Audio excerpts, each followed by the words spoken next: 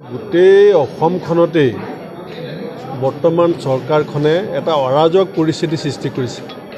আপোনালোকে দেখিছে যে ডিমা হাছাওত ইলেকশ্যনত কেনেকৈ বন্দুকৰ ভাবুকি দেখুৱাই টকাৰ প্ৰলোভন দি কি ধৰণে গোটেই গণতান্ত্ৰিক ব্যৱস্থাটোক মষিমূৰ কৰিবলৈ চেষ্টা কৰিছে।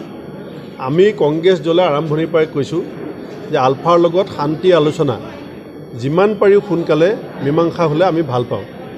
আৰু আমাৰ যেতিয়া চৰকাৰ আছিল আমি তেতিয়া আলফাৰ ক্ষেত্ৰত শান্তি আলোচনাৰ ক্ষেত্ৰত আমি যথেষ্টখিনি কথা আগবঢ়াই দিছিলোঁ। আৰু বৰ্তমানৰ মুখ্যমন্ত্ৰীগৰাকী নিজেই এজন প্ৰাক্তন আলফা বুলি তেখেতে কৈ থাকে। গতিকে যেতিয়া প্ৰাক্তন আলফা এগৰাকী অসমৰ মুখ্যমন্ত্ৰী আসনত বহিছে তেখেতৰ আন্তৰিকতা বেছি থাকিব লাগে যে তেখেতৰ প্ৰাক্তন সতীৰ্থসকলক কেনেকৈ শান্তি আলোচনালৈ আনি মূল সুঁতিলৈ আনি ৰাজ্যখনত এটা শান্তিৰ পৰিৱেশ বিৰাজ কৰাব পাৰি।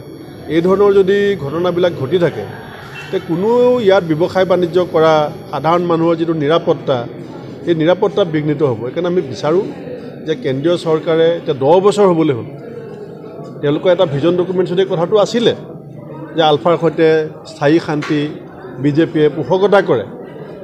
অসমতো 8 বছৰ হ'বলৈ হ'ল, দিল্লীত 10 বছৰ হ'বলৈ হ'ল, আৰু কিমান দিন লাগিব। গতিকে আমি বিচাৰোঁ যে বিজেপি চৰকাৰে অসমৰ মুখ্যমন্ত্ৰীগৰাকীয়ে আগভাগ লৈ আলফাৰ লগত এটা স্থায়ী মীমাংসা এটা কৰক।